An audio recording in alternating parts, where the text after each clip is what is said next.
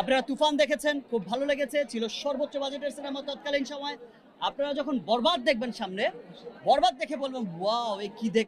Hi hello, আপনাকে স্বাগতম আমাকে দেখতে এবং কি শুনতে ভিডিওটিতে ক্লিক করার জন্য। ভিডিওর টাইটেল থাম্বনেল দেখে বুঝতে পারছেন আমি কোন বিষয় নিয়ে কথা বলবো। আমাদের সাকিব খানের বরবাদ মুভি। এই মুভিটা ইন্ডিয়াতে শুটিং চলতেছে।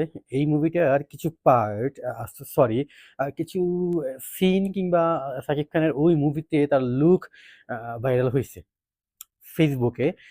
এই ভাইরাল হওয়াটা কে কিভাবে নিচ্ছে বা একটা মুভির শুটিং শুরুর দিক থেকেই এরকম কোনো কিছু ভাইরাল হয়ে যাওয়াটা একটা মুভির জন্য কতটুকু ভালো বা কিংবা খারাপ এটা নিয়ে আলোচনা করব।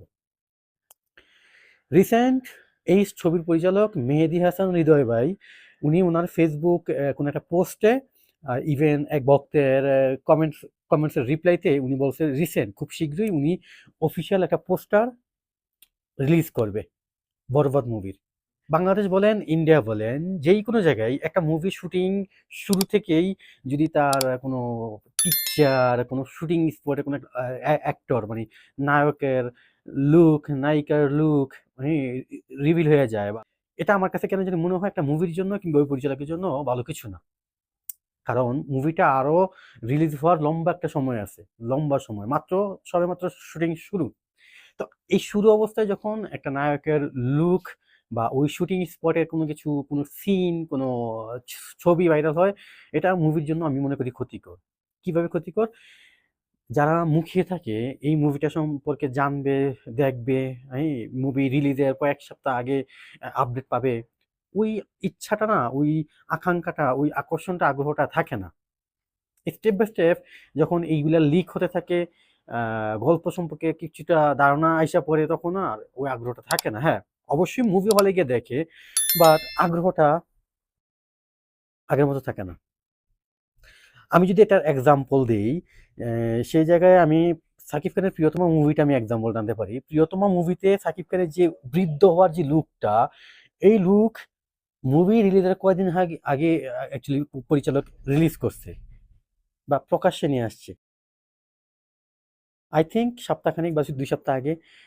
ওই 'প্রিয়তমা' মুভি রিলিজের ২-১ সপ্তাহ আগে তার এই পোস্টার রিলিজ হইছে।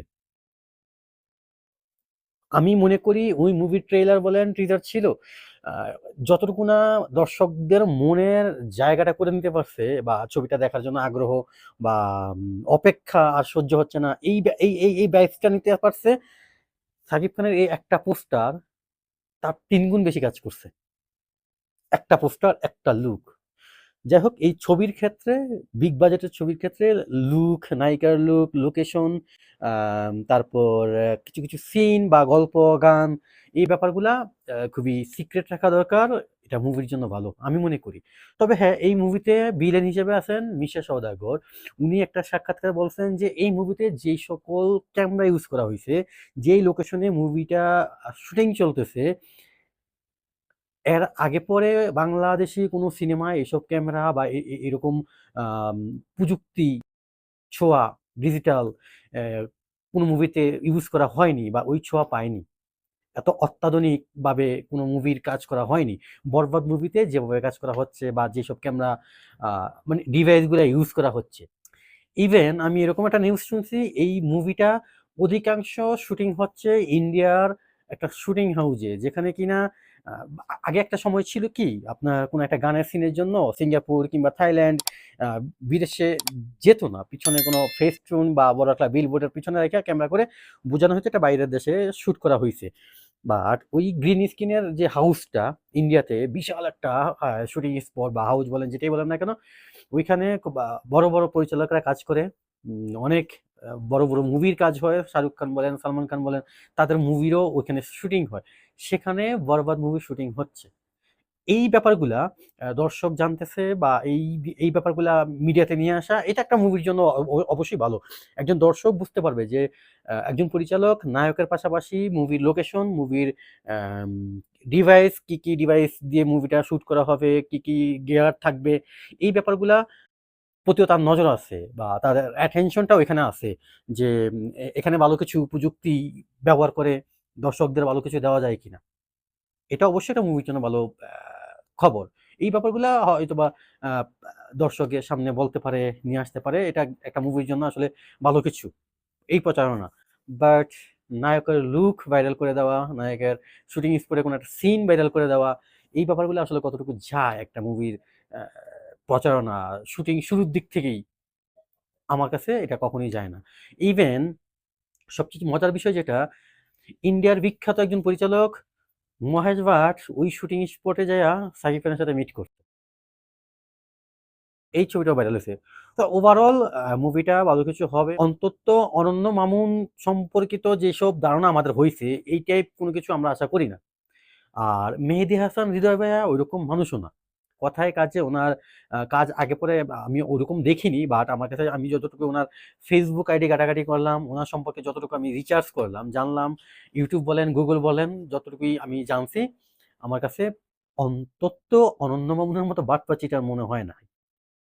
এটা আমি দায়িত্ব নিয়ে বলতে পারি, এই মানুষটা অন্তত অনন্য মামুনের মতো বাটপার চিটার না। এই দিক থেকে কনফার্ম থাকতে পারেন, ভালো কিছু আসতেছে, ভালো কিছু দেখতে পাবেন। তবে ওই যে ঘুরে ফিরে একটা কথাই, মুভি রিলিজের আগেই বা মুভির মাত্র সবেমাত্র শুটিং চলতেছে আসলে, আই থিঙ্ক 20% 30% শুটিং হয়েছে এই মুভির এই কয়দিনে। তার মধ্যে আবার বিপিএল আসতেছে, বিপিএল এ সাকিব খানের এখানে একটু সময় যাবে। তো যাই হোক, মুভিটা খুব লম্বা একটা সময় আরো রিলিজ হইতে, তার আগেই এত কিছু নিয়ে আসা দর্শকদের সামনে, এটা মুভির জন্য, একটা মুভির জন্য আর কি, বিগ বাজেট একটা মুভির জন্য ভালো কিছু না।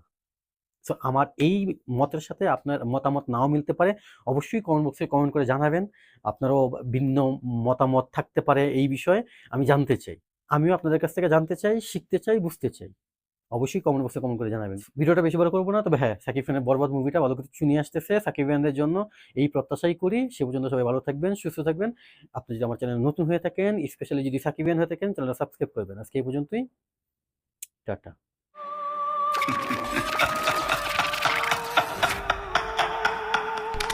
আমি তাহলে জিতেই গেলাম।